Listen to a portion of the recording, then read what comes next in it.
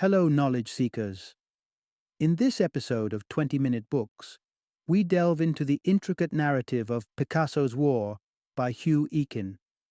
Published in 2022, this book unravels the gripping saga of America's tumultuous affair with modern art, highlighting how a cadre of determined visionaries managed to withstand disparagement and charges of producing degenerate art to transform the United States into a sanctuary for some of the globe's most avant-garde artists.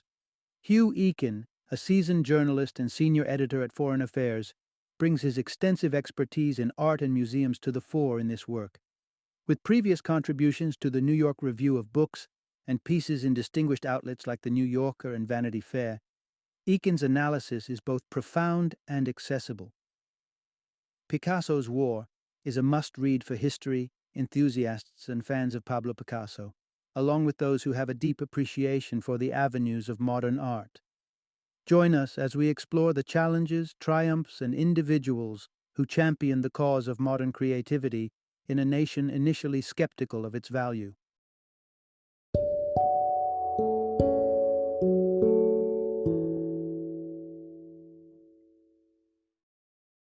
Picasso's War: How Modern Art Came to America. Introduction: The Brushstroke Revolution. Picasso leads the charge into the American art scene. Imagine, if you will, the sensational world of art. It's a realm where colors dance and shapes defy expectations, a vibrant tapestry where tradition and innovation collide. Yet, amidst this dynamic landscape, there lies a fortress of conservatism, a stronghold resistant to the unfamiliar and the avant-garde. Welcome to early 20th century America, a land that, at the time, was bounded by conventional artistic ideals and an entrenched affection for the old masters. This was the challenging and often inhospitable terrain that great European visionaries like Pablo Picasso and Henri Matisse had to navigate. At a time when the American public largely favored the detailed realism of artists like Rembrandt and Velázquez, modern art was dismissed out of hand. To many, the work of Picasso and his contemporaries was not just artistically dubious, but dangerously radical. It prompted outrage, with critics decrying it as a manifestation of madness, a rebellion against the very essence of culture and taste. Yet, change was in the air, and it was led by none other than the enigmatic Spaniard, whose legendary oeuvre had already stirred the European scene. But the question begged to be answered: how would such revolutionary art find a foothold in the skeptical American psyche? As it turned out, it would require a combination of audacity, advocacy, and serendipity. This is the intoxicating journey of Picasso and modern art's tumultuous reception in the United States, a tale of cultural struggle, perseverance, and ultimate conquest. So, sit back and let us delve into the fascinating odyssey of how Picasso's vision transcended borders, defied expectations, and eventually captivated a nation that had, until then, been ardently opposed to the changes sweeping the canvas of the art world. Part 1. When Cubism Met the Big Apple. It was a crisp day in the Big Apple when John Quinn, the prominent lawyer and patron of the arts, stepped into the quaint loft space of 291 Gallery. His eyes met with a charcoal sketch titled Standing Female Nude, an enigmatic piece by Pablo Picasso.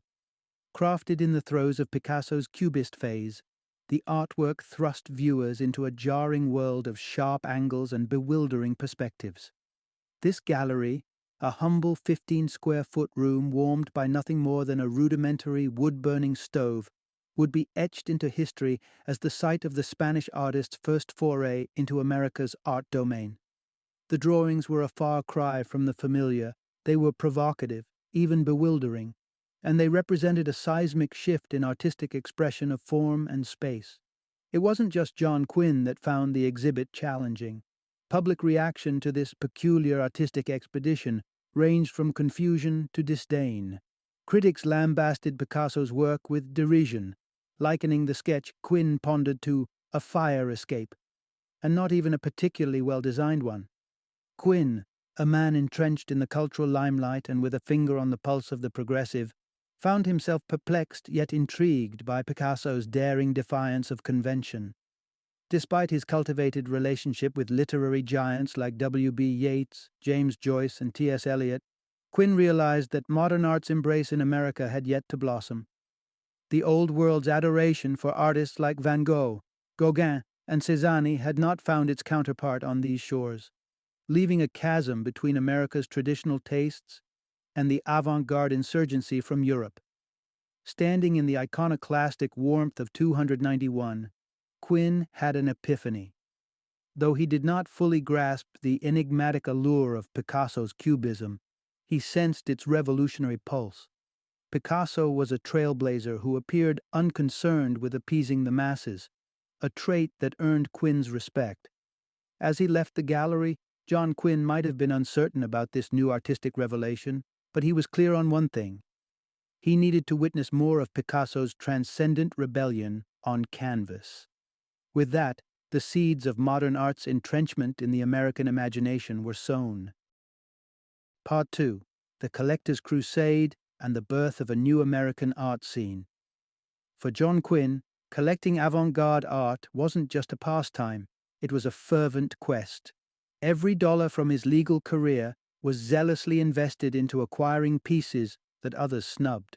In his eyes, the Metropolitan Museum was lacking, bereft of the innovative spark that defined the 19th century. Taking it upon himself, he dreamt of his collection seeding a true museum dedicated to modern art, a beacon of progress in a conservative cultural landscape. Quinn's passion for modern art culminated in a pivotal push for recognition. In 1913, he backed the seminal Armory Show, an exhibition inside a military training center in New York that mapped the evolution of contemporary art. The journey began with the genteel impressionism of Monet and ended with the shockwave of Cubism, featuring works like Francis Picabier's canvases and Marcel Duchamp's Nude Descending a Staircase. Quinn's eloquent opening address couldn't mollify the public's disdain, nor could it soften the critic's pen. Thousands visited the Armory Show, but for many it was a carnival of derision. Esteemed figures like former President Theodore Roosevelt dismissed the art as the musings of a lunatic fringe. Newspapers branded modern art a deleterious force, with the New York Times decrying it as a societal poison. While Quinn aimed to invigorate the international art trade, he was shackled by onerous taxes on recent foreign art, a protectionist measure that left America's art scene in the dust.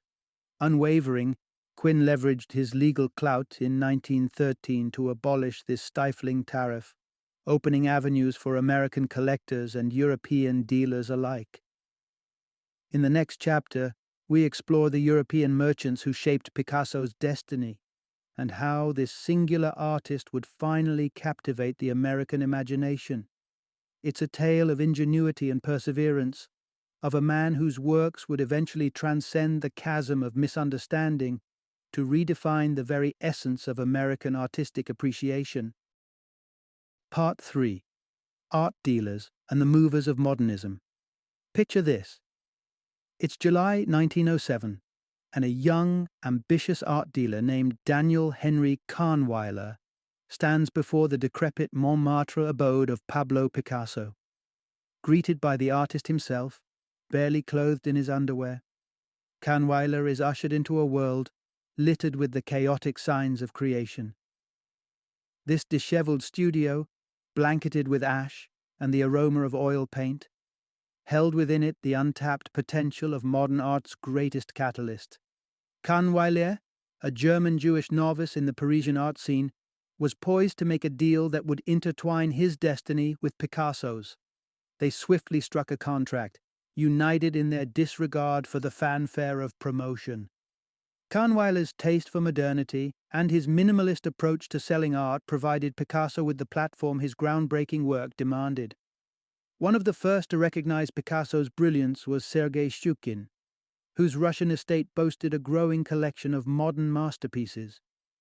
His open house Sundays in Moscow fed a burgeoning love for the avant-garde among its visitors.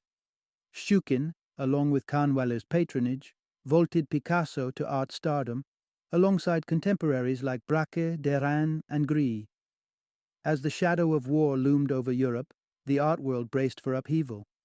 Kahnweiler, a German national in wartime France, faced the confiscation of his assets, including hundreds of pieces by his roster of artists. Dispossessed of his gallery and fortune, and to the benefit of his rival Paul Rosenberg, the war scattered Kahnweiler's hard-won collections to the winds. Personable and theatrical, Rosenberg was Kahnweiler's antithesis. He reveled in the ostentation of his art openings and the glamorous cultivation of clientele.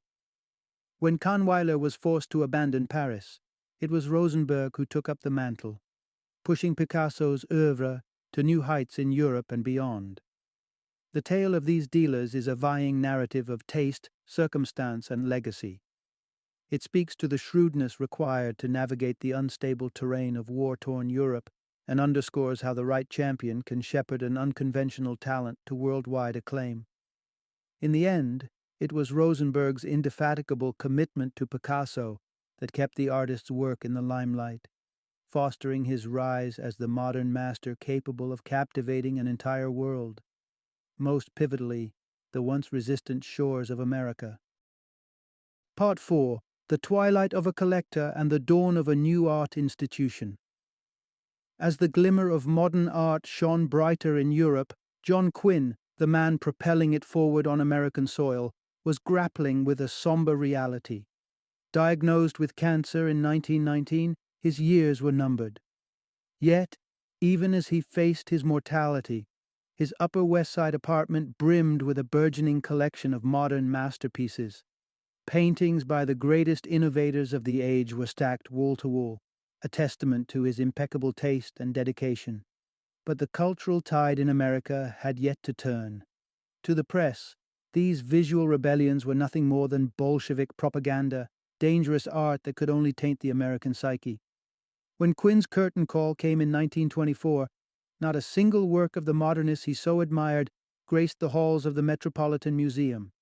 His death left a staggering 2,500 pieces without a home, masterpieces unappreciated by estate lawyers, and without a local institution willing to preserve his legacy. Across the ocean, the Louvre accepted donations, yet much of his collection scattered across auction blocks with no American museum showing any inclination toward the avant-garde. Distressed by this, 3 art-loving ladies of New York high society, Lily P. Bliss, Abby Aldrich Rockefeller, and Mary Sullivan, resolved to honor Quinn's vision. They established the Museum of Modern Art, MoMA, in 1929, a decision that would forever alter the American art landscape. At the helm was Alfred Barr, a young visionary with a passion for educating on modern art. Under his direction, MoMA's inaugural show in 1929 proved an unprecedented triumph. It celebrated the pioneers of modern art, Van Gogh, Gauguin, Cézanne, and Seurat, and captivated audiences and critics alike, with queues snaking around Fifth Avenue. Barr's curatorial style was a breath of fresh air. No longer would salon style clutter the viewer's experience. His white walls featured carefully spaced, eye-level paintings. More than just presenting artwork, Barr aspired to enlighten. Accompanying booklets and exhibition texts narrated the rich tapestry woven by the artworks, those handy placards beside each piece. A Barr innovation. Thus, in Barr's capable hands, MoMA became more than a gallery. It was an educational beacon, enriching the American public's understanding of the art that had so fervently captivated John Quinn and the circle of admirers who sought to keep his dream alive. With each passing exhibition, Barr cemented MoMA's status, shining a light on modern art and ensuring its rightful place in the heart of America's cultural consciousness. Part 5. The Triumph of Modern Art in America. In the 1930s, the world witnessed a series of cultural upheavals that inadvertently championed modern art as a bastion of liberty. As the Nazi regime clamped down on what they denounced as degenerate art, a label previously employed in American criticism, artists found themselves in the crosshairs of authoritarian condemnation. The Gestapo began stripping walls of innovative artworks in Germany, an ominous echo of similar suppressions in Stalinist Russia. These dark times saw a diaspora of creative minds seeking refuge, with many setting their sights on the promise of America. As the nation sheltered these artistic souls, the perception of modern art shifted. It became a symbol of democratic freedom, a realm where creativity could flourish unchained. At the forefront of this cultural renaissance was the Museum of Modern Art under the guidance of Alfred Barr. One exhibition, in particular, focused on the poignant works of Vincent van Gogh. Instead of a traditional curator's note, Barr presented Van Gogh's impassioned letters to his brother, providing a narrative that was as moving as it was educational. However, Barr's ultimate aim was to showcase the art of Pablo Picasso. He believed that a carefully curated retrospective could shape the public's understanding of modern art, presenting it not as the product of madness but as a coherent evolution from historical traditions. This dream proved elusive. Picasso's complicated personal life, coupled with art dealer Paul Rosenberg's reluctance to risk another transatlantic shipment, led to repeated postponements. But when World War II threw the world into chaos, the trajectory changed. Rosenberg sought safety for his family and his art, and Barr's museum became a sanctuary for his spectacular collection. Thus, November 1939 marked the momentous opening of Picasso, 40 Years of His Art, an exhibition featuring over 360 works that trace the artist's remarkable journey. It was a resounding success. People flocked in droves, and the exhibition set out on a record-breaking national tour, garnering acclaim at every stop. The impact was profound and wide-reaching. Picasso's influence spilled over into fashion boutiques and design studios across America. The exhibition left an indelible impression on the emerging talents of the day, artists like Roy Lichtenstein and Jackson Pollock, who drew profound inspiration from the vast panorama of his work. After years of perseverance and an interplay of historical forces, modern art found a warm embrace in the American cultural landscape. The transformation was complete. Picasso had not only won the hearts of the American public, but had also woven his vision into the very fabric of American culture. The art scene, and indeed America itself, was forever changed. Final summary. John Quinn's name stands as a synonym for the tide that carried modern art into the heart of America. A New York lawyer by trade, Quinn was also a fervent advocate for the avant-garde, using his influence to shepherd the inaugural exhibition of modern art and to strike down import taxes that stifled artistic exchange. His dedication was such that upon his death, his bountiful collection sowed the seeds for the inception of the Museum of Modern Art. Under the directorship of Alfred Barr, MoMA took on the ambitious mission of distilling modern art's essence for the American public. Through compelling exhibitions and educational efforts, Barr unveiled the historical richness behind works that had once confounded viewers. Landmark shows featuring greats like Van Gogh and ultimately Picasso broke through cultural barriers, captivating a nation once skeptical of modern art's bewildering forms. These enduring efforts paved the way for a burgeoning era in America, where figures such as Lichtenstein and Pollock would soon take the baton and define a new chapter in the story of modernism.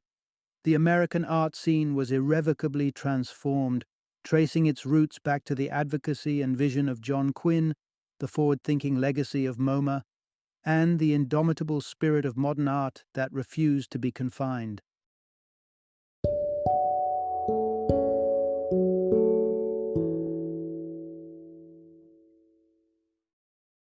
Thank you for joining me today on this journey of learning and discovery as we explored the insights of another thought-provoking book in our growing library of knowledge. If you've enjoyed our time together, please take a moment to follow our podcast, give us a 5-star rating, and share 20-minute books with other knowledge seekers. Your support truly means a lot. Don't forget to join me again in the next episode, where we will delve into another enriching book. Until then, happy reading and happy listening.